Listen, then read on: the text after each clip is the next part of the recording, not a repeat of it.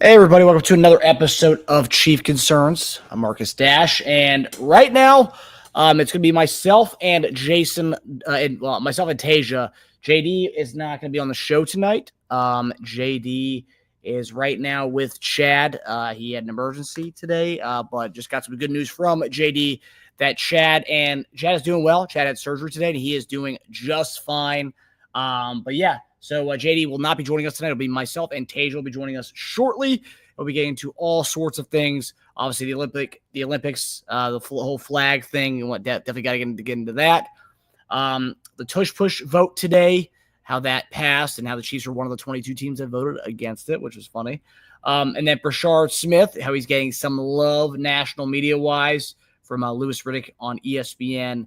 And of course, we'll be talking about the under 25 PFF list as well. So lots to get into tonight. I just wanted to get on here and say that, it'll be myself and Tasia tonight. JD is with Chad right now. I know they might be watching this back at the hospital, but Chad had surgery, an emergency surgery today, but he's now out. Surgery went well. He's doing fine. So guys, definitely send some love to Chad in the chats, and as Chad always watches the show, he'll definitely see the love to JD's nephew, Chad Dunn.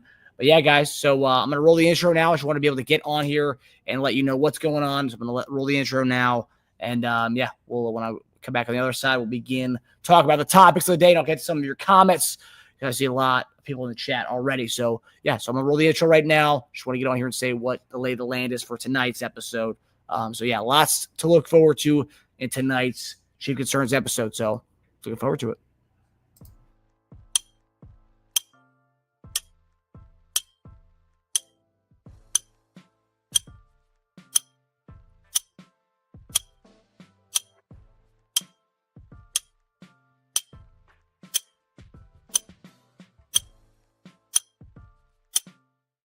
Ladies and gentlemen, it is showtime. Please enjoy the show.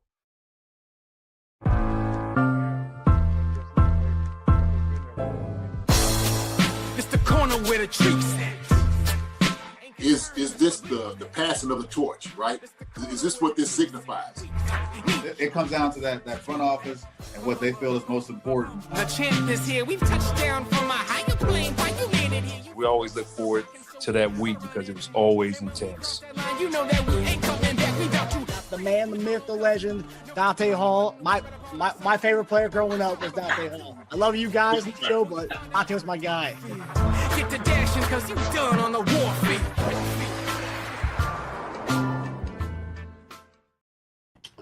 Hey everybody, welcome to another episode of Chief Concerns. I'm Marcus Dash. Right there is our guy, my brother Tasia Dash, who is subbing in today for JD. As I mentioned, JD is with Chad right now. Chad had an emergency surgery today, but he just got out. We got a text from him. He's doing A-okay. Surgery went well and splendidly, and Chad is feeling like $1 million right now. So guys, again, send all your love and all your prayers to Chad. We'll definitely get those out to Chad as I scroll through the comments here. But Tasia, how are you doing, buddies? The backup QB coming in for JD or backup tight end, I'd say. Backup tight end, yeah. Doing pretty well. Good. Glad to be here in place of JD. So it could be eyeball three of us, but it's all right. Yeah. No, 100%. And tonight we're gonna get some fun stuff, some good off-season talk, a lot of rules stuff that's going on, and different types of things that I'm just seeing the national media catching on to some of our guys we highlighted in the pre-draft coverage. So I think that's interesting too. But let's take a look at the comments here. We got Gary Holland. Hey, JD Marcus, good to see you. Stanley Mooney, how's it going? Justin Thaway, G-Pick, what's up, buddy? Yeah, G-Pick knows. Yep, almost at 10,000 subs. Yeah, we're inching there. I think right now let's see what the countdown is. Right now we are at about 268 until we get to 10,000. So we're almost there, folks. We are almost there. And you guys have been here with us since day one. I know G-Pick's been one of our day one guys, but all of you all have been done an amazing job, keeping with Chief Concerns and making it what it is, almost being at 10,000 subscribers. So appreciate all of you. Sasha, what's up, buddy? Linda Hunter, what's going on? Ooh, we got Perry. That's a new name. I don't think we see this one a lot, but he's got a question for us. Perry, we're going to get that into the show. We're going to put that at the all the questions you guys got. Tasia and I will answer all the questions you guys have. Well, the in-depth ones. We'll get to those later on, so I'll start that. Sasha, give it hell, Chad. Hell yeah. Chad, like JD told me, JD said he's in good spirits right now, so he's feeling like $1 million, and you gotta love that. So yeah, prayers to our guy Chad. Word, Chad. Word, buddy. Stanley Moody didn't see the Bills voting against it. Yeah, I know. That's probably the most pathetic thing of the whole. We'll get into we're gonna get into the Tush Push talk, but yeah, that's one of the most pathetic things of the whole Tush Push debate today was seeing that. Stanley Moody, prayers for JD and the family. Casey Colossal, what's going on, buddy? G-Pick, you have the role of greeting chat tonight, Tasia. Well, Tasia, we could actually have you do it at the end, the other goodbyes, and I'll have the SNL song on the end for you. All right. Audrey, what's going on? So, yeah, guys, we got a lot of people in the chat right now. So, again, ask your questions away. I'll star them. We'll get to them later on in the show. Obviously, let's get into the brass tacks here. First topic tonight. NFL players are going to be playing flag football in the 2028 Olympics. Gotta say, it was kind of a shock to me. I know I put it as a post today in our on the YouTube page, but it was kind of a shock to me. NFL flag football will make its Olympic debut in Los Angeles in 2028, right by you, Tasia, so you'll be able to go to those games. I think I might want to come visit you around that time, but I also feel like it's going to be a freaking madhouse or zoo around that time. But yeah, when I'm leaving myself and just putting my place up for rent for a while, it makes some luck, you know. You definitely could. Yeah. So NFL owners voted on Tuesday to allow players in the league to participate in the flag football competition at the upcoming 2028 games.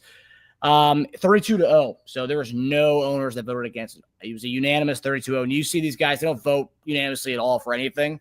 But the fact that it was a 32-0 is very surprising. And Commissioner Roger Goodell had a bit to say on that. A great opportunity for the sport, for the NFL. It's truly the next step in making NFL football and football a global sport for men and women of all ages and all opportunities across the globe. We think that's the right thing to do, and this is a big step in accomplishing that. For our players, we think it's a tremendous opportunity for them to represent their country, to compete for a gold medal, which is the pinnacle of global sports. It's something that I think all professional athletes, and we have two here today that will speak to this, that across many different sports, the opportunity to play for your country and to win a gold medal or any medal is a wonderful and an honor to be able to do. So, yeah, that was Roger Goodell talking about the global impact that flag football will have on the sport, growing the sport internationally. And then today, NFL insider Jeff Darlington said he spoke to Patrick Mahomes about playing, and he quoted saying, talking to Patrick Mahomes about it, for instance, I think there will be stars that want the gold medal. It adds something to their resume. Mahomes, I think, wants to do it, which kind of brings a whole different dynamic to this whole thing. So, right, I get owner said, yes, 32-0, yeah, 32, all 32 said they could play in it. But we're also talking about Patrick Mahomes here. I know people in the chat, Patrick Mahomes does things that flag football quarterbacks do. I try to mimic what Patrick Mahomes does when we play. And luckily, because I've been playing flag football for the last 10 years, we have a lot of B-roll that I have for this segment. So I'm going to be playing a lot of my flag football highlights during the segment as we talk about flag football, of course, because why not? But we're talking about Patrick Mahomes, a guy who played pickup basketball a couple of years ago, and all he did was do a little crossover. And it's not contact sports because flag football, while it is flags, there's a lot of contact that happens in flag. But Brett Veach calls Patrick Mahomes' agent and tells him, hey, no more of that, no more basketball. So he can't even play pickup basketball, but now he's going to be playing in July. He's going to be playing flag football, which can be somewhat of a contact sport. Were you kind of surprised with this whole thing? And do you think there's going to be kind of backdoor talks? Well, yes, 32 owners said yes to it, but wink, wink. Some of our guys, we're going to be having talks to them and telling them not to play flag football. What's kind of your thoughts on this whole thing? I think there's a team problem and an NFL problem, right? So really, you're plugging yourself and your team over there, huh? Well, it's flag football B-roll, Yeah, I couldn't use NFL. Their Tapper style. yeah, got it. Well, I couldn't use USA flag football content. So I'm gonna use my flag content. I'm full of it. I got a lot of it. To you. So one I think is a team mandate. You have like an NFL mandate, right? I think there's a little difference there, but as far as the NFL is concerned, it's pretty simple. And I didn't even hear Goodell's comments on. I just knew the headline. I didn't actually hear his comments until you just played it. But everything I was going to say about this, like he basically just explained it because it's all about money. That's all that matters. Like if we get paid, we'll excuse a lot of things. And like you just said a minute ago, not a lot of times all 32 teams agree on something. That just shows you. Like they all agree on green. Okay. That's one thing they're all in on. So there are just so many ways to make money off this entire thing. One, you can get involved with even more of the female demographic, which they'd love to tap into even more, which Swift helped out with, but this will help out even more because there are a lot of co-ed flag teams, right?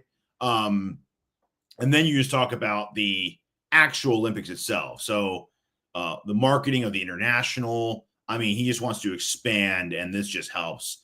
It's so big for the NFL. If a player or two blows their ACL, that's collateral damage for them to make so much money it won't even matter. So I think no matter what, I think there'll be enough guys who want to market themselves and make money off of it for their own brand. So I think they'll have plenty of guys who will do it. And I think, some teams will tell some of their certain guys don't do it, but they're all agreeing to it. So they obviously know that they're going to lose some of their players to this. Not lose as in like lose their like because of injury. I mean, lose them to eligibility. They'll allow them because I mean, like, why would you okay this and be like, all right, guys, I just voted to approve this. No one on the team's allowed to do it. It doesn't make any sense, right? So. Yeah. So, and one of those things too, it's I'm seeing here, Casey Colossal says, I see it no different than Jordan playing on Olympics teams or USA teams. I will say it is different for the fact that this is Summer Olympics, right? So this will probably be June, July, and when training camps like the couple weeks after this ends, I'm gonna have to assume, right? Whereas basketball, that's Summer Olympics, but these guys aren't playing. They're not going back out there till like late September, October for training camp. So they have a couple months rest. There is no rest. And like I talk about, basketball, pick up basketball. It's physical to an extent, but flag football, there's a lot of collisions that happen on the field here. And some of these clips, and this is just, low level men's leagues in DC, but like, no, I'm saying, but there is collisions that happen. I mean, these guys are big body. Oh yeah. I've seen torn ACLs in my old flag games. As a matter of fact, last weekend in my flag league, 2 guys popped their Achilles. I mean, I know. Yeah. There's plenty of injuries. That's the stuff that happens, man. I mean, like, oh yeah. And that's scary, man. So like, yes. And here's what I think too. It's like, not that the NFL, and I get the NFL wanted to grow it, money, the expansion, totally get. They want to get the whole around the world noticing flag football or just football in general. But I do think, I don't know if this is going to be an every Olympics thing. I know every year the host country gets to select a sport that gets to be played. And I'm pretty sure the flag was the USA's one they selected. So I don't know if it's going to happen, if they're going to continue. But the one thing I will say about this is that you didn't need the NFL players to win. We have USFL. We have the Arena League guys. All those guys could dominate. They could dominate. In fact, let the NFL guys do that. Let them do it. Let those guys get some notoriety and a gold medal to bring home, dude. Like they'll still win. Like you don't need to bring in the ringers for that. In fact, they went to the ringers for the dream team because the non-ringers finally lost, I believe. That's why I was like, all right, well, let's bring the gold back. That's why they resulted to doing that. But until like your non-ringers can't win the gold at flag, then don't take that away from them. I totally agree with that. Sorry, go on.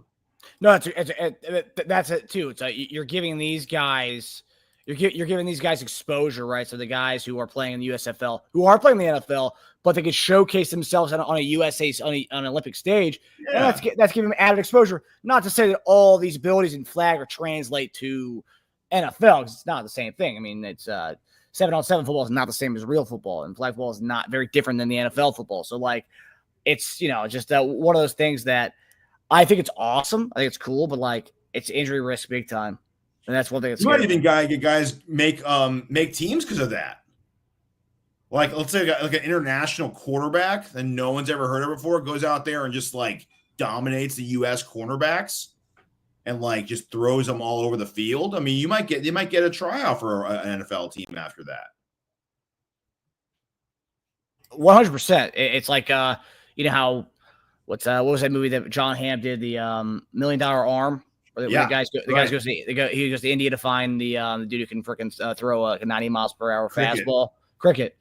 I mean, you may see some of that. I mean, I have friends who are playing the Jamaican national team. I was actually asked to play on the Jamaican team, even though I had no roots to Jamaica, which is interesting. I'm curious to see how all those things play out and whatnot. But like, there's teams that every month there's a new like tournament going on here with these all these like Team Cuba, Team Jamaica, Team Panama, Team Dominican Republic. All these teams are going out there and playing. I love to see how many of those guys are actually from those countries or just joining squads. But it's gonna be interesting to see how that happens. But the fact that Mahomes USA jersey that would be sweet. I'd be toting that thing around, man. NFL is gonna make a lot of money off this. They're gonna get a piece of the pie. They're not gonna, you gotta pay the VIG, all right? And they're gonna pay the VIG big time. So big time. They're not getting out of here with something. To quote Denzel, they're leaving here with something. Yeah. Stanley Mooney. Yeah, Tage, I could see Mahomes in a USA jersey on a Wheaties box. Pros and cons. Yeah. Wheaties is like the cherry on top, man. It's the pinnacle. You're gonna get the whole ice cream and the whipped cream and the chocolate sauce and all of it. Well, and it's funny, too, to see Darlington say, talking about Patrick Mahomes better, for instance, I think there will be players that want gold medals that add something to the resume. What's the one thing that okay, I know people don't want to talk about the whole resume, the body of work, the GOAT conversations, all that stuff. But what would be the one thing that Tom Brady doesn't have that Mahomes would have is a gold medal, right? He may not get the amount of rings that Brady has by the end, but I brought a gold medal. I brought the only flag football gold medal to the United States that you didn't do. That flag. Well, these guys are. I mean, I'm just saying these guys are ego. These guys have big egos. We love Patrick Mahomes, but in their own minds, their resume is kind of pairing up and going against these other guys. And what's the one thing that I have that you don't have? You know what I mean? I'm not saying that's his goal, but hearing Darlington say that, I think it's interesting. Yeah, it's cool. I mean, especially if it's the only one, maybe. Then, yeah, they could just for the novelty of doing the only one. Why not? Yeah. Yeah, it might be the only it might be the only one. Like I said, every host country gets to select it. And that's the thing too. If flag football catches on after this, then it becomes an every 4-year thing where that becomes a staple in the summer sports. Have these highlights repeated, or this is all new? This is one long one. This is one long one. I may be. It hasn't repeated yet, has it? Nope. Good for you. Dude, the thing. I have a lot of flag football content. This is a different view. I don't think we've seen this view yet. And I was like, I don't think this is repeated. No, they're different. Nana shares is like, I can see Brady doing that. Well, comparing. Yeah, I mean, Brady would definitely be jealous and FOMO that he doesn't have a gold medal that Mahomes would get. By the way, you're assuming they would want Mahomes to be their flag quarterback. I don't think Mahomes would be the best flag quarterback. I mean, you don't necessarily need to be a fast guy, though, dude, in flag. I mean, he could throw it all over the field, dude. I mean, some of the throws he makes are flag. Well, what are we talking about? Are we talking about like Iron Man type stuff? If that's the case, I want Lamar out there playing cornerback, and I want him playing quarterback. Because what's Mahomes going to do? Mahomes going to be what, middle linebacker? What's he going to do out there? Well, it depends. If they do 10-man, if they do 5-on-5, and they do a 10-man roster, he doesn't have to play defense. Yeah, but would you want a guy who can possibly also play like badass cornerback in a pinch, like Lamar? I don't know. I mean, it depends how it's constructed. There's multiple ways of playing flag. There's 7-on-7. There's 5-on-5. Yeah. I think they're going 5-on-5 route. Depends how big they allow the rosters to be made. It's an interesting conversation to be had, though. But I don't think he's like guaranteed to be the quarterback of a Team USA flag team. But if they're making this all about like trying to like get views and get clicks and whatnot, then you want to make that roster as big as possible. Pretty sure everyone's tuning in to watch Lamar Jackson play flag football internationally, man. No. I'm talking about just in general as far as what they want to do with about how big the roster they want to make it. They want to try to allow as many players to play. That's true. Because think about it, they can allow as many players to play. All those guys should dominate, dude. All of them should. If they have a huge roster, then you can just you can have like different quarters for different quarterbacks, like they do in the Pro Bowl. Really? Exactly. Yeah. That'd be different. Yeah. Then the conversation would be all about comparing each player like they do in the NBA. Like, so-and-so played so much better in the second quarter than the other guy did. It would be all about that because that's what we do now. We pit the guys against each other instead of just rooting for the USA team. No, it's very true. I mean, I'll say this. I think it's cool. And I've seen a lot of people in here like Barbershop. The flag for Patrick Mahomes is high risk or reward. I mean, yeah, it's scary. And coming from two guys who were Sixers fans, right? We watched Joel Embiid play last year. Looked fine. Was fine in all practices and whatnot. But then right when he comes to actually playing for his team about a month and a half, 2 months later, he wasn't right, never looked right. So, like, did injury happen while at the USA Olympics? Oh, yeah, there's risk. Definitely risk. And that's a good point. It's not about getting injured in the Olympics.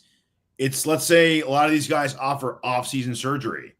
Like, it could set you back from an injury you already had and that you were getting better at. So there's a lot of layers to this whole thing, more than just getting injured in the Olympics. Yeah. Yeah, I mean, so at the end of the day here, your thoughts on NFL are allowing? Are you okay with the NFL allowing these guys to play? Yeah, I prefer them not to, because I mean, I think it would be fun to watch some like other guys get in there. I think either way, it's going to be a big event, but I'm not against it. Yeah, I thought it kind of talking about the USFL aspect and like allowing those guys to play the Arena Football League guys, because I think those guys would dominate these other international teams. And also, it would be cool to see what players who are international go play on their other countries instead of playing for Team USA. I'm curious. That's also pretty cool. That'd be cool to see. That'd be really cool. Like if Pacheco played for Team Puerto Rico, if they even have a team, if they have enough guys to. Yeah. The problem is like everyone wants a shortcut to win the gold. So like. Right, but some of those teams aren't going to have enough players to even like make it through the prelims and whatnot. Anyway, they won't even have enough players for that stuff. There you go, man. Join one of the other teams, dude. Go try out for the Cuba national team. I could. Their quarterback's not good at all. I've watched a lot of their stuff. I follow their Team Cuba page on Instagram. Yeah, really? That's great. He's not good. He should have a good arm. I mean, that place breeds 95-mile-per-hour fastballs. So like, he better be throwing. All right, the guy I've seen, he's got a good arm, but he's like short and husky. So if you're looking at the body, athleticism, I think I would have it over him. Well, as long as he's not dainty. He's not dainty. Okay, here. Face the league whose Patrick Mahomes can't be playing no flag football. Okay, that's fair. I agree, Barbershop. I agree. I want him for fall, not Summer Olympics. Sasha, obviously Mark's can bring on the gold. Let the NFL players rest. It would be really cool if it was only retired players. Yeah, I mean, that'd be fun. That'd be fun. That'd be really fun. Like the old Pro Bowl where they would play at the beach. Do you remember like when they were retirement guys would play at the beach? Do you remember that? Yeah. That'd be really fun because they'd still dominate, most likely. Yeah. Because, I mean, you're thinking about guys, even like young guys, like guys retire like 29 or 30 nowadays. So, like, That's true. Like Larry Fitzgerald, I think, would dominate still. Yeah. Calvin Johnson, Larry Fitzgerald as your two receivers. Put Andre Brown. He retired. Antonio Brown. The only Antonio Brown I want. Brown can still dominate a flag football game, man. That's not. That you don't want that guy representing your country. He's out here dogging, killing Sanders, and that guy just got drafted. Yeah. The only Antonio Brown I want out there is Amda Brown out there. That's the only one. That's the only one I want out there. I want Amda playing. I was just naming retired receivers. I mean, He definitely wouldn't make it through the character concern. No, he wouldn't. Barbershop's a big fan of the retired idea. And G-Pick says Henry Ruggs. Henry Ruggs not retired. He's detained. Yeah. There's a difference. Yeah. JD out there. JD would say no. Yeah. JD says he wants to play for our flag team. He's like a celebrity, like a red zone guy only. He says he can't be going out there and You're Jody Fortson. The Jody Fortsons. Yeah. On the Brown, you guys are on fire. I appreciate it, buddy. I appreciate it, man. All right, so sorry, I think our fire alarm there's sounding. If you guys can hear that in the background, the smoke alarm, smoke detectors. The batteries are out right now. Can you hear that? Are you making an on fire joke, or are you actually being serious? No. The smoke detector sound is beeping. So on the Browns, not kidding though. You really are on fire. He was right. All right. So you can't hear that? I'm asking a question. I cannot. No, I'm sorry. I can't hear it. Okay. All right. I can. Maybe other people can. All right. So we're going to go to our next topic here. So sticking with the NFL votes today, the NFL passed the newest Tush Push. So they put on a hold on the whole Tush Push ban last week or a few weeks back. It was about a couple months ago, actually. But they tabled it, and after several months of discussion and debate, the NFL owners finally voted on whether the Tush Push will be banned or not on Wednesday. And today, the vote did not pass. The Tush Push will be allowed for the 2025 season. The Athletics' Diana Rossini was the first to report the result of the vote from Wednesday's meetings and additionally noted that 22 teams voted in favor of the ban. But the proposal, first put forth by the Green Bay Packers earlier this year, needed 24 votes. It fell short by 2, with 10 teams voting against the ban. Chiefs were one of the teams that voted against the Tush Push. They wanted it out. They were one of the 22 teams that wanted it out. Ironically, what I think is hilarious, because most teams didn't really try Tush Push. You guys know, we're not even trying a QB sneak, let alone a Tush Push to Patrick Mahomes. So, yes, we're not one of those teams to do that. However, one of the teams that did try it, and I made note of this in our tweets today, Buffalo Bills, they were one of the teams that tried the Tush Push. Failed miserably at it many times, but they were one of the teams that voted against it, which is maybe one of the most pathetic and weakest things I've ever seen as far as one of these votes before. It's like, you know what? It's not going to be part of our game plan anymore. Let's vote against it. We weren't good at it. Let's table this let's scrap this whole thing. Take it out of our playbook. Let's vote against it. I thought that was just hilarious that they were one of the teams that voted against the Tush Push, even though they probably ran it second most out behind the Eagles. However, what are your thoughts on the Tush Push being back and the Chiefs being one of the teams that voted against it? I'm okay with it. I'm fine with it because, correct me if I'm wrong, I believe it wasn't as successful last year, so it's trending down in success rate, I believe, for all teams and the Eagles, I think, because everyone was trying to make it a Jason Kelce thing, right? Yeah, so it's trending down. It's not the most successful it's ever been. Another big reason Chiefs should be all in for it is because we basically got to the Super Bowl because of a team that kept trying hybrid sneak Tush Push thing. So it's like we wouldn't be there if it got banned the year before. Maybe they wouldn't have done some kind of variation of it. So we should be happy about that. I think it's a tough play, but I'm not going to ban something that's just tough to avoid figuring it out. I mean, I just think in our society, there are way too many shortcuts. There are way too many cancellations because something isn't the happy path, easy way to go. Figure it out and overcome. I mean, come on. No, I agree. And Sasha says it here too. It's football. They want to ban all goal line formations. I mean, figure it out. Find a way to make it. I mean, it's like one of those things. Like every era had something like this, right? Remember Wildcat when the Miami Dolphins brought that out with Ronnie Brown and Ricky Williams? That was unstoppable for about a couple games, a year maybe at most. What happens? Defenses caught on. They learned how to stop it. Learn how to stop it. It's a stoppable play. It's why teams don't run QB sneaks all the time. They haven't run QB sneaks all the time. They run it on 4th and inches, 4th and 1, 3rd and 1, 3rd and inches. Figure out a way to stop it. I mean, geez. I think that watching some of the Eagles games last year, like you said at the beginning of the year, remember, they were having problems with it. They said Jason Kelce's out there. They're not going to be able to run anymore. It took them about midway through the season where it started to become a really good play again for them. So it's obviously something that can be stopped. We stopped them in the Super Bowl a couple of years. I mean, yeah, it was an explosion of a game offensively, but we still won that game despite them using it. They lost quite a few games last year. It's not a play that's going to make them unstoppable, guys. So yeah, I mean, like for people who are mad about this passing, I think it's stupid. But yeah, I think it's great that the NFL is allowing a team to play the game their way. Play it your way. I mean, I think trying to ban a player formation, I think is so silly. Are they trying to argue the injury thing? Is that like the other side of it? That was someone who commented on my tweet earlier, but that you've seen that sentiment was that maybe the Bills thought the health risks outweighed what they could gain on the field from it. Well, no shit, because they couldn't do anything with it. I mean, they weren't good at it. Bills tried it like 15 times in a row. Like, what do you mean? Like they obviously don't care about injuries.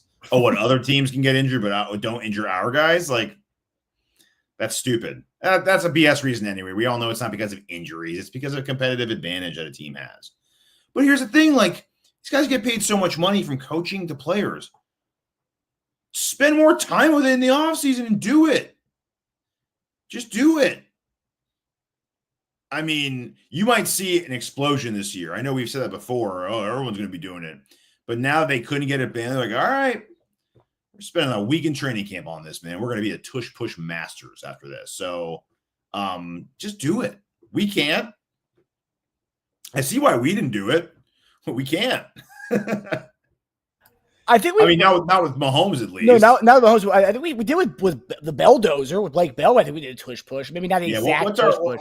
What's our percentage on that? It's not even very good, is it? No, because I mean, I was saying it's obvious. It's a guy running straight ahead. Like why can't why can't a backup tight end do it?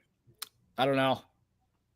I mean, it worked a few times, but it wasn't enough. I feel like it's the height because Hurts is not tall. Josh Allen's tall, and he's running all upright, just like doing this. Like that's not going to work, dude. I think the fact that Hurts gets low and almost pushes the center on top of it and just kind of just goes into a hole. I think you need like a really stout, strong, short, just not tall guy. I think that would be the best way to do it. Yeah. Like a Darren Sproles. Who in our team would be good at that? Darren Sproles would have been good back in the day. Just put him back in there. Like who would have? Darren Sproles back in the day, or Deuce Vaughn. I'll tell you what, the dude that got drafted. What's the DT that played fullback? Oh, the dude from VT, Peebles. Yeah. Or Pegas. No, Pegas was the Ole Miss guy. Ole Miss. But the VT guy was the guy that doubled as a fullback, right? Yeah. Dude, I think so. Yeah. There you go, man. Short and stout. That's a really good Tush Push. I'm pretty sure we had we did our prospect shows. We talked about what was my guy from Florida, Watson. Yeah, but he's tall too, though. Now you put him there to stop it, dude. That stopper. Yeah. I was talking about doing it, but yeah. Okay, yeah, exactly. Yeah, you put him there. I mean, hey, man, Bucks had themselves a field day with their UDFAs. Shiloh Sanders and our guy Watson from Florida. Yeah. But yeah, no, you put Watson there, and then that could have clogged some holes, and then no one's pushing anything over there. But yeah, again, I'm totally fine with it. If it does become a thing where it does continue to be a safety issue, I know Chris Jones talked about his neck hurting a little bit. If it does become a bigger issue, then you'll see the 10 teams that voted, because all it takes is 2 teams. They need 24 votes. Those 10 teams that stuck with the Eagles, 2 of those teams swayed to the other side. Let's say those teams are on the receiving end of a loss to the Eagles this year and they can't stop it or they can't do anything with it, then maybe you'll see a turn of bringing this to fourth again. So this is one of those things you can continue to bring a vote every year. Like they can continue to push the competition committee every year with this vote on the next offseason. Yeah, I don't think there's a limit. I think you can do it again. Interesting. Yeah. Got pretty close. 2. That's just 2 more. Yeah. Amanda Brown, the entertainment value is off the charts tonight. What's up, buddy? Appreciate that, man. Appreciate the contribution, bud. Glad you're enjoying the show. Glad you're enjoying the Dash Brothers, the extraordinaire tonight. We're here all night. Hurts squats considered. Yeah, Hurts also squats. I mean, that guy's got legs. Yeah, no, I'm not even. Yeah, of course. He's strong as hell. I'm talking just his size, but yeah. Do you think we should have drafted Shedeur to run Tush Push? No, I don't think. I mean, I don't think he can even run it. I wouldn't trust him to do. You need a grinder back there. You need somebody who's going to get dirty. Let's make a 30-man roster for USA flag team. Go. We'll get. You know what? We'll do that. We'll make a 10-man at the end of the show. All right. Okay, so now we're gonna go to our next topic. Now, this is a fun one. And we're gonna get to the weeds of some good stuff here. There's a guy that we talked about big time, all pre-draft shows. We love this guy. He was one of our favorites going into draft weekend. But if you've been watching the show, you know that we've been a fan of Brashard Smith for a long time. And now we're starting to see other people come on the bandwagon. That's ESPN analyst Louis Riddick. Riddick might be even more in on the Kansas City Chiefs' rookie running back Brashard Smith than we are. Here was Louis Riddick's take recently on NFL Live. Keep an eye on this kid Brashard Smith from SMU, who they drafted in the 7th. He is an Alvin Kamara clone with like 4.3 speed. They have got a lot of things going on right now in Kansas City. Hey, man, they may have addressed their issues as good as anybody. My favorite part about the video is seeing Adam Schefter's face and Peter Schrager's face as he says that about Brashard Smith. But Tasia, obviously, the Alvin Kamara comparison is an interesting one. I think we kind of liken him to a similar kind of guy in that role. But also, it was like Alvin Kamara with 4.3 speed, so it's even a little bit upper echelon compared to Alvin Kamara.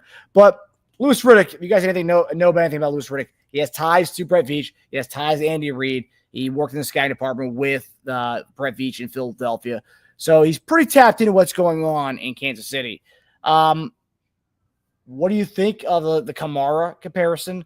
And what do you think about the overall excitement that he has with Brashard Smith that could kind of, that he kind of is talking about Alvin Kamara? Because it seems like he's got a little bit of, he might be in the know more than most of us are as far as how they plan on using him. I don't know about the clone thing.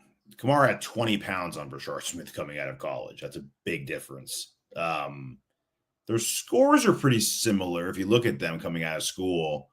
But even being 20 pounds heavier, Kamara had a faster 10-yard split, 7-inch better vertical, and over a foot on the broad jump. So Kamara was an absolute freak coming out of school. Receiving wise, I think he could be comped, and I actually think Smith is probably a more advanced receiver coming out of school.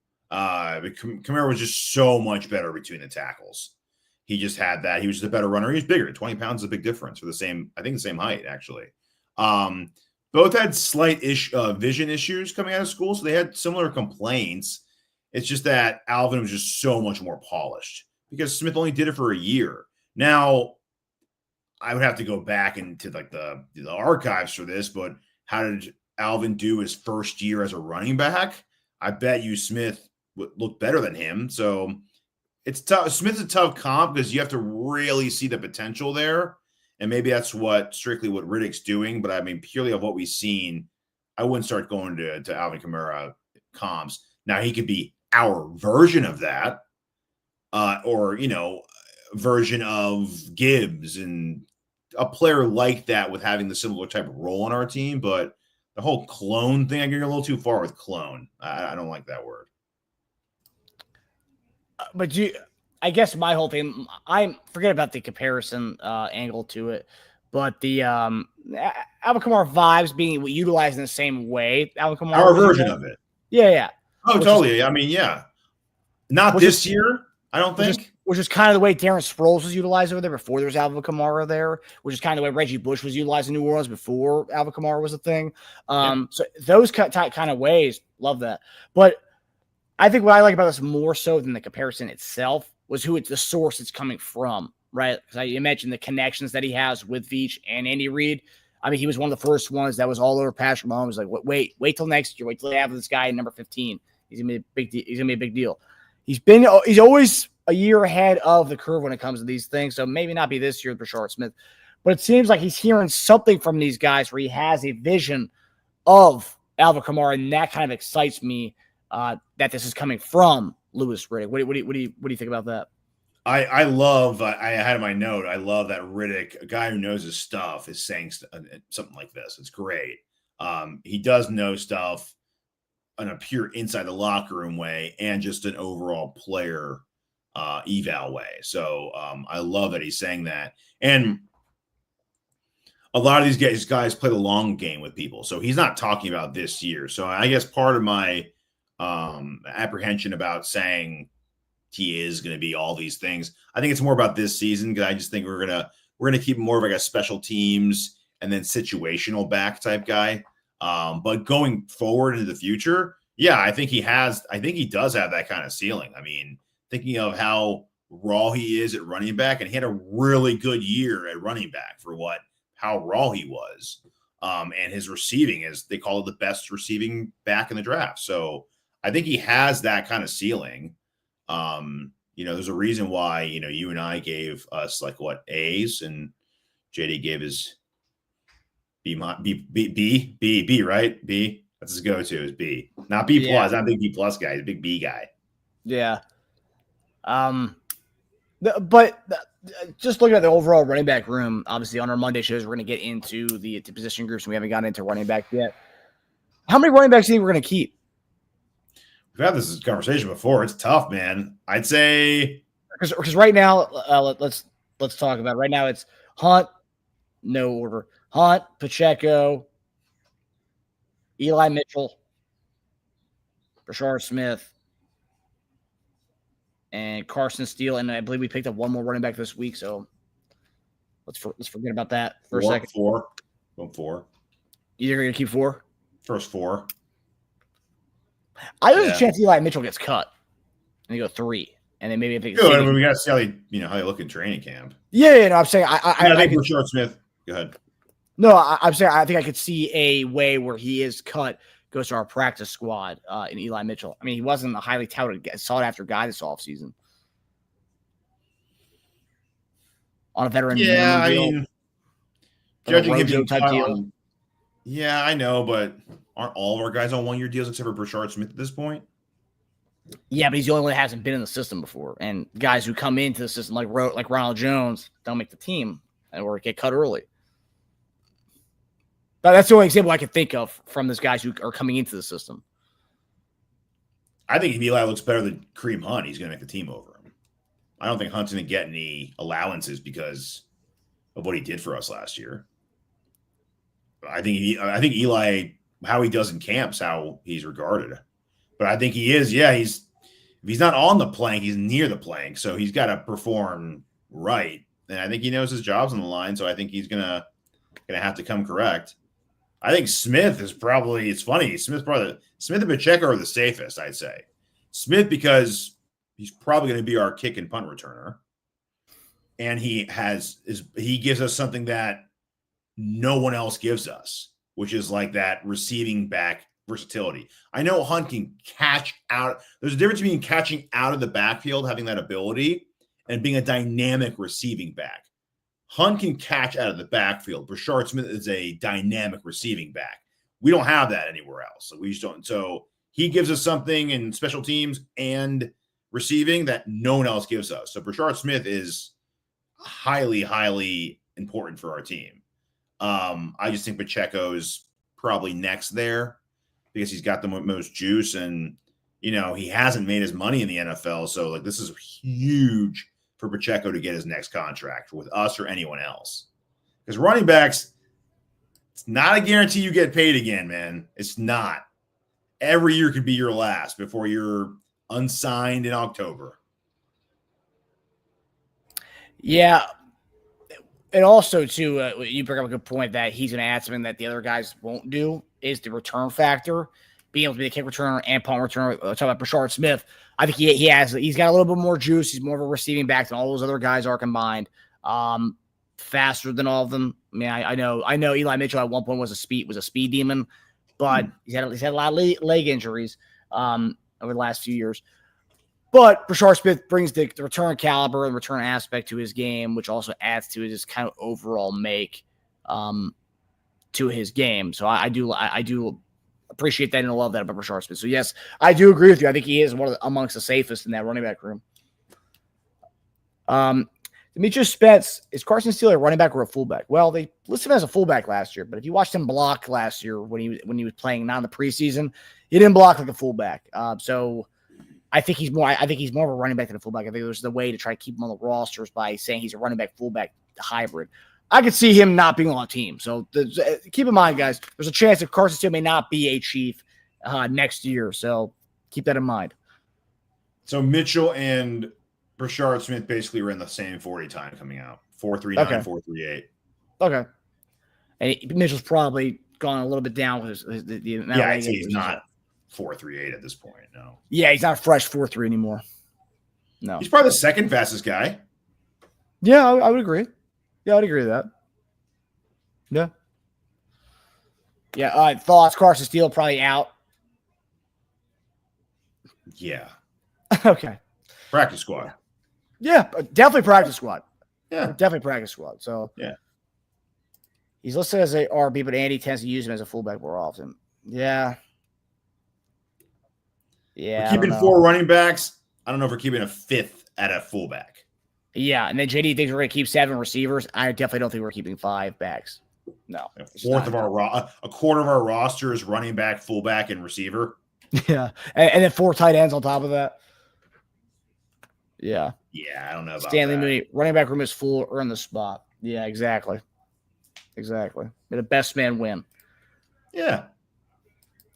Okay, so our final topic here, we're gonna do a little quick take. Actually, we're gonna do quick takes, then we're gonna go to some of the questions you guys have that I've starred for us. So our next one is so every year PFF does their PFF's annual 25 under 25 players in the league.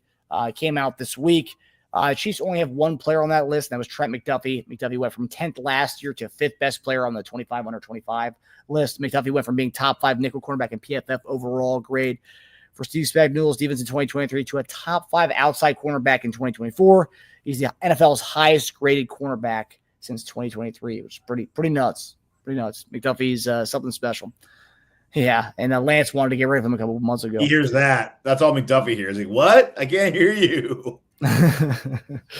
McDuffie earned an 89.4 PFF coverage grade since entering the league in 2022, was a top 5 mark among all cornerbacks, and makes him the only one in the top 10 to have spent more than 25% of their career snaps in the slot, showing his versatility inside and outside. However, George Karlaftis and Xavier Worthy were most notable players left off the list from the Kansas City Chiefs roster. Question to you, I've seen a lot of people just kind of saying this list doesn't mean shit. Karlaftis wasn't on here. Xavier Worthy's not on here. What do you think? I know while you are a giant Chiefs fan, I wouldn't say you're a homer by any means. You aren't blinded by being a Chiefs fan. Do you think that Xavier Worthy and George Karlaftis have legitimate cases to be on this list? Do you have the list up or no? I do not have the list up, no. Damn, I was trying to see like who else they didn't include because that's what I would do. So I guess I'll just go straight on like snubbed. That's a tough list to get. Let me see.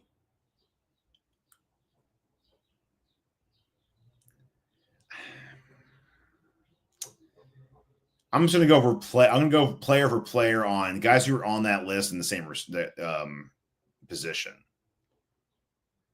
Ladd McConkey over Worthy? I don't know about that. No, I don't agree. And I mean, I read that metric-wise,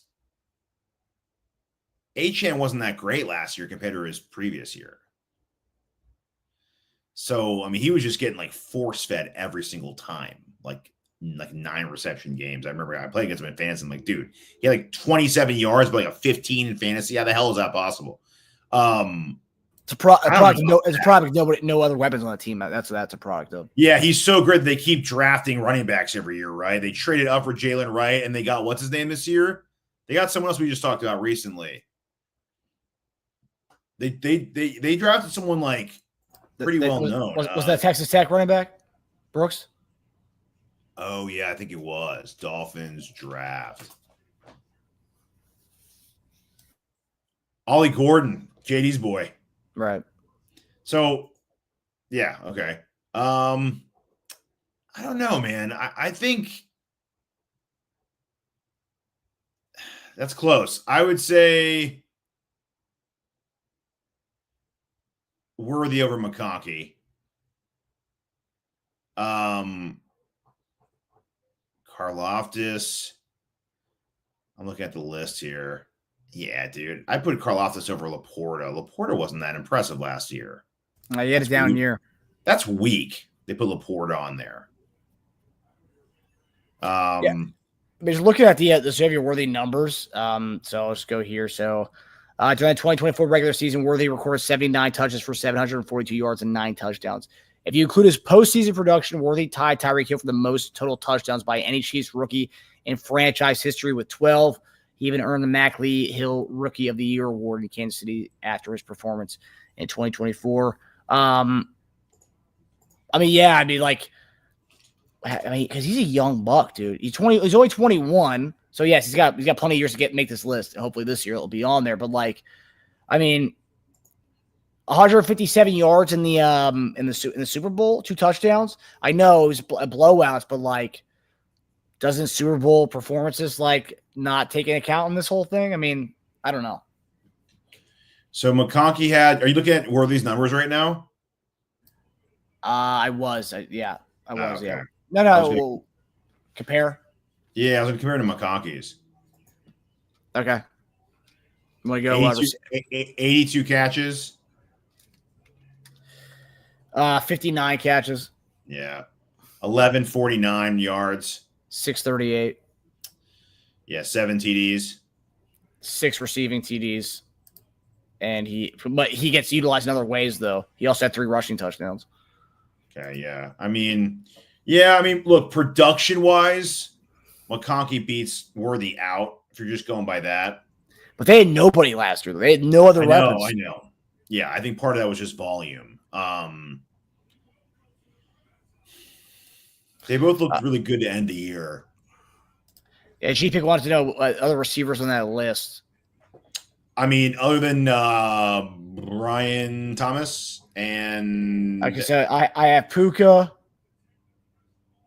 Neighbors, and Brian Thomas. Drake London. You said Neighbors, too? Neighbors, yeah. I can't argue with that. Neighbors was ridiculous. That was also a lot of volume, too, by the way. Yeah. And then Brian Thomas, who was awesome. You can make an argument that Brian Thomas is better than Neighbors last year. So, oh yeah. And then that's hard to argue, though. But I would say, if we're going to start comparing player to player, what did Sam Laporta have last year? Speaking of disappointments. Yeah, it was a down year for him. He had 60 for 720 and 7. Still pretty comparable to Worthy. But Worthy's trajectory was going up. That's the thing. Worthy finished the year on a friggin' tear. He was killing it towards the end of the year. He finally practiced up to Mahomes' expectations. What they say about him, the speed he practiced. That whole story is hilarious. But yeah, I would say Worthy's on the cusp. I say both guys deserve it over Laporta. For sure. Yeah. And I think if both were free agents next year, I think both those guys would get paid more than him too, by the way. Yeah, no, I agree. GP says give Neighbors a quarterback with brain and it's a game over. Now, that's another thing, too. You can make the argument for him as well if you give him somebody. Talking about the top echelon with BTJ and Malik Neighbors. Give him even a Trevor Lawrence kind of guy. Yeah, Trevor Lawrence didn't play all year. That's true.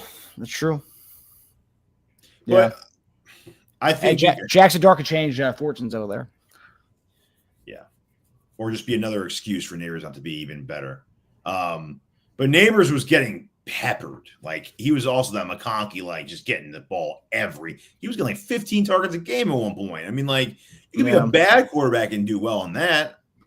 We looked at that. Look, Brock Bowers had a great year with who throwing him the ball.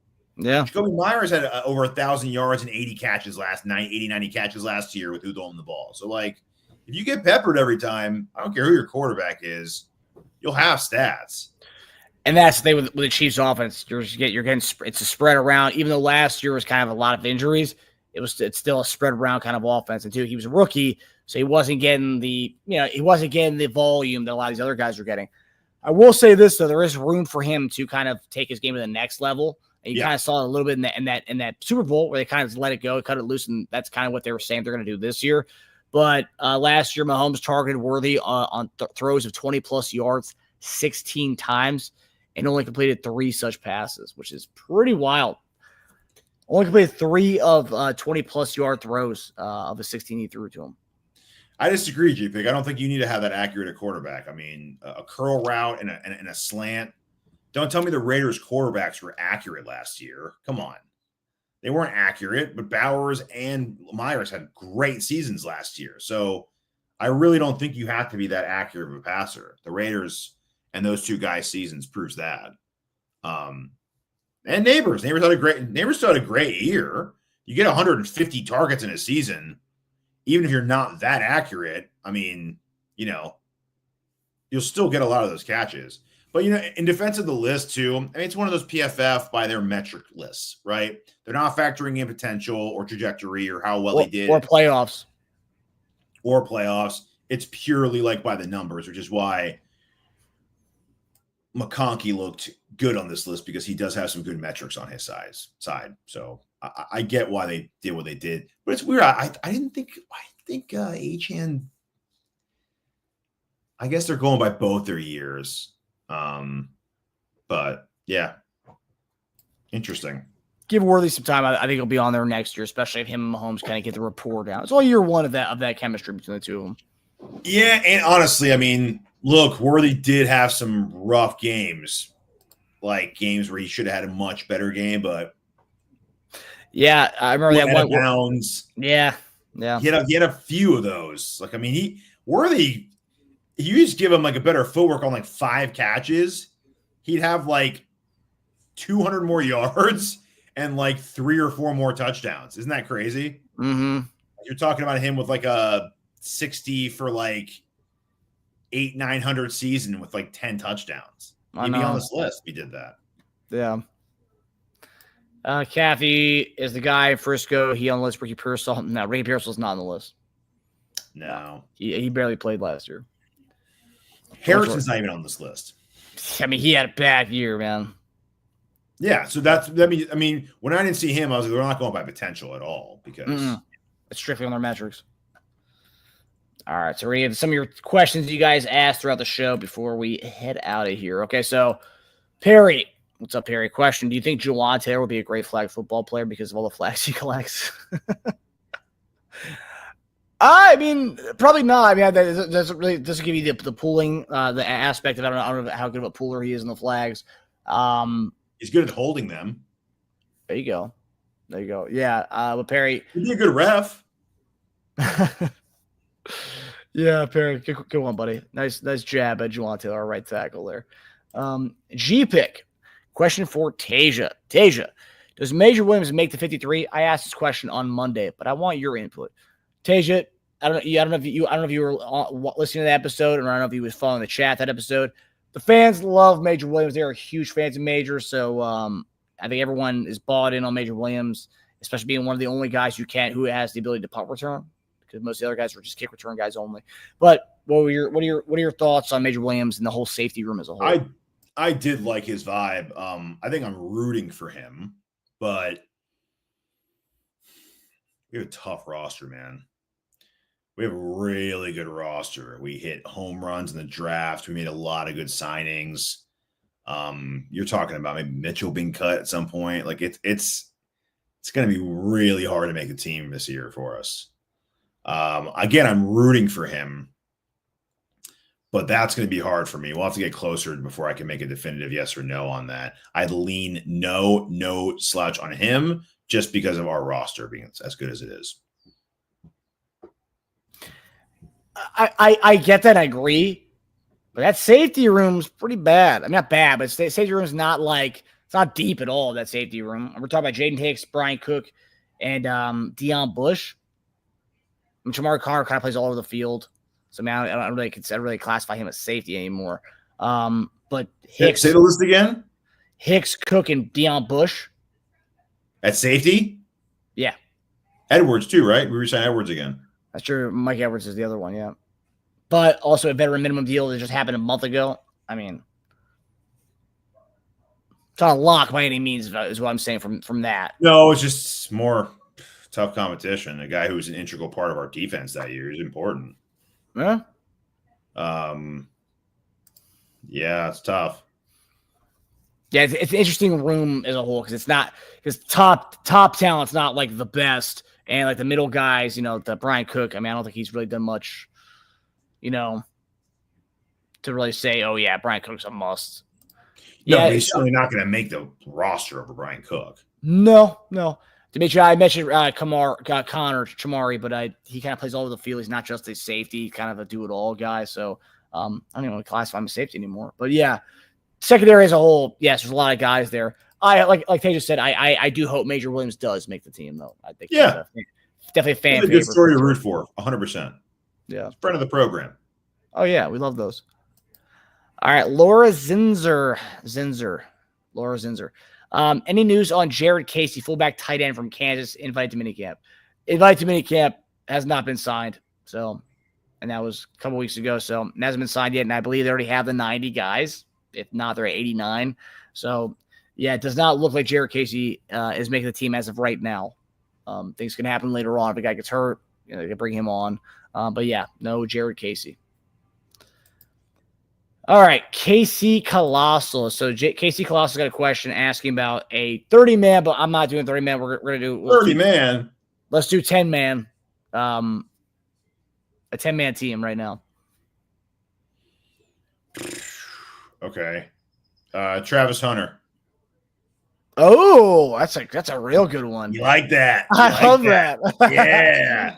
Yeah, you need those. 10-man roster. You better believe it. Yeah, that's a really good one. Okay. Are we doing a draft? Is that what we're doing? Let's do a draft. We get 5 picks each. Oh, I thought okay, but we're going for the same squad though, right? Like we're drafting. Yeah. You can kind of play with, yeah. I'll go Jamar Chase. I mean, you need skill types, man. Yeah. Yeah, receiver's so important here. That's why Hunter's great, because you just do put him wherever, right? Seriously. Oh man, that's so tough. I'm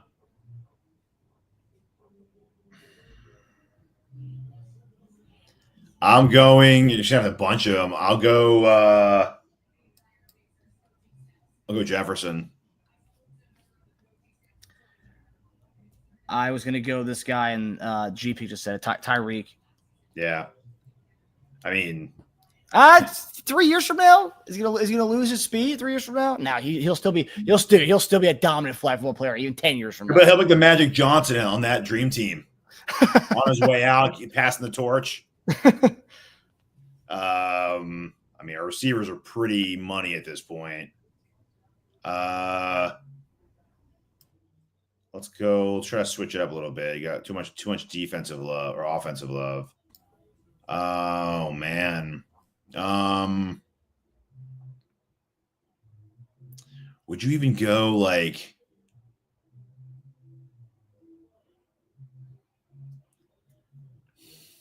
how many do you got so far? I have 2. You've had 2? Hunter, Chase, Jefferson, Hill. 4. Okay. I'm going Lamar. Yeah, that's a good one. I just think that dual threat's just insane to have in fantasy. And he could probably play spot defense too. Yeah. Yeah. This is, again, we don't know how big the roster is going to be. This is 10. We're drafting a 10-man roster. Sure. And it's a 5. We're saying it in this hypothetical. It's a 5v5. Okay. Jaden Daniels, it would have been a good one too. Yeah. Yeah, Tasia picked Travis Hunter with the number 1 pick overall. So we already got that one. Oh man. Tough.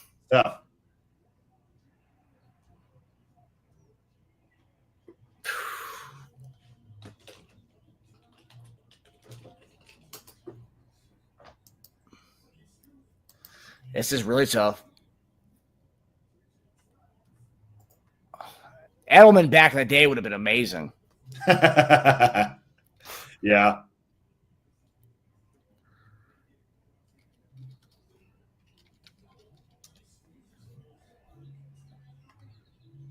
Let's see here. Do you go no receiver? I mean, you have CeeDee Lamb. I'm thinking because this is so skill player like laden, man. I know. It's like receivers and cornerbacks everywhere. That's all you want. Yeah, I'm gonna go Lamb. So okay, it's the Hunter TV, Chase TV. Man, such a fun team. I'm going Kyle Hamilton. What's it? Does he have any offense back history? No. He can rush though. You could rush him against the passer, or you could have him drop back as like your middle linebacker, like in the middle of the zone guy. He could just do both of those. You could just have him like imagine like disguising him to either like sit in the middle. And he's so tall too, so like good luck throwing balls over him too, and then he can rush the passer. Yeah, that's pretty good.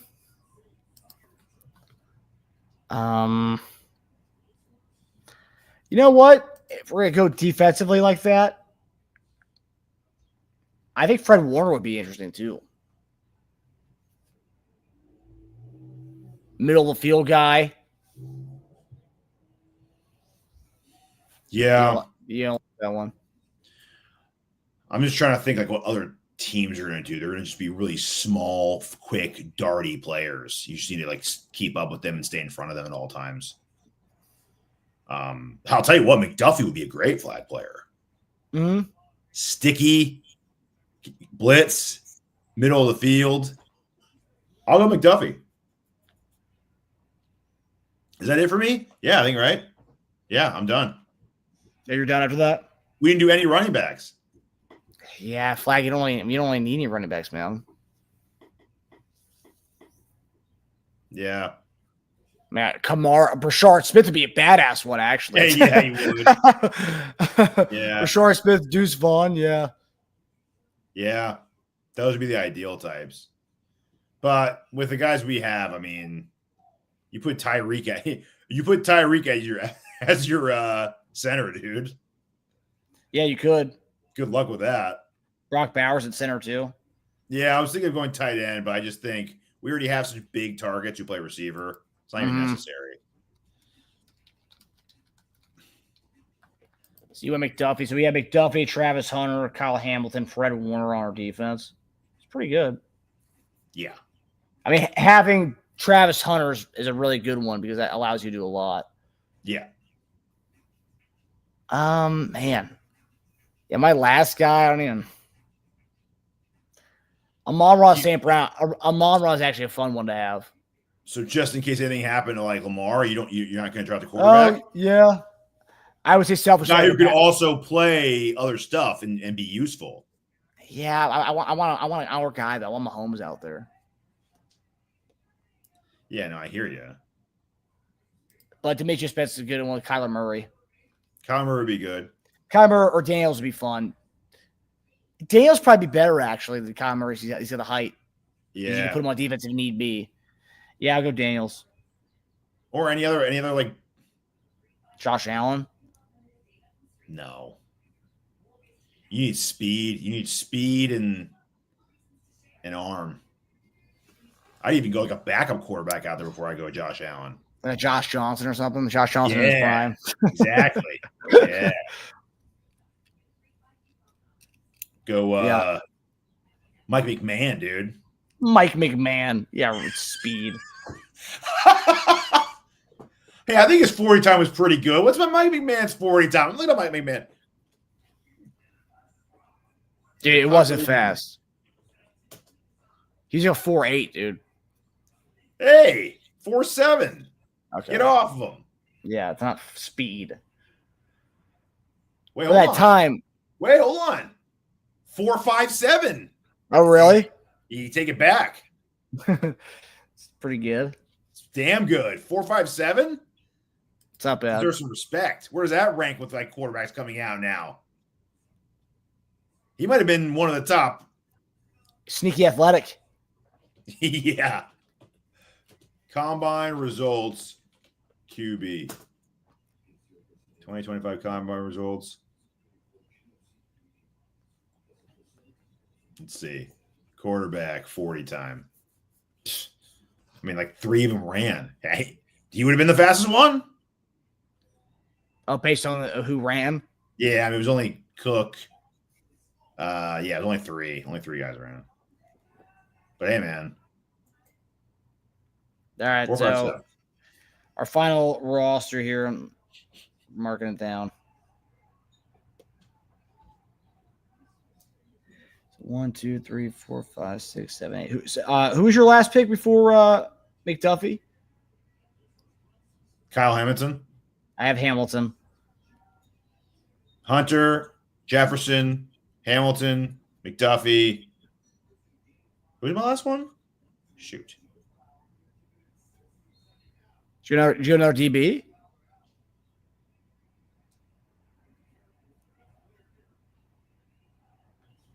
I have 9 guys here right now. No, I definitely chose 5. So the team I have is Hunter, Travis Hunter, Jamar Chase, Jefferson, Tyreek Hill, Lamb, Lamar, Hamilton, McDuffie, Daniels. It's 9. So we have one more. Oh, your boy, the linebacker. I said Warner. Oh, you did? Yeah. You only have 4 of mine, right? I think so. Yeah. Jefferson, Hunter, McDuffie, Hamilton. Hey, who's my last pick? I don't know. Regardless, it's a solid team. Solid 9 right there. Weird. Do you need a kicker? No. Nana Share, you go for 1 or 2 points. You go for 1 or 2 is the flag football rules. So yeah. Lego. So you guys like the new inside kick rule, the new onside kick rule? I don't know if I saw that new onside kick rule. So the one you have to tell the teams before fourth quarter. I mean, wasn't that last year's thing?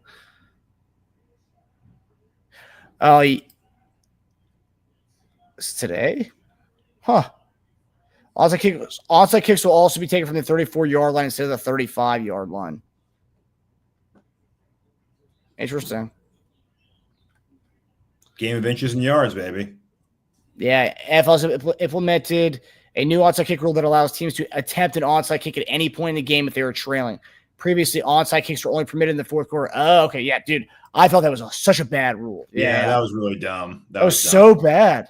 That's messing around with things just too much. That's like putting too many stipulations on things.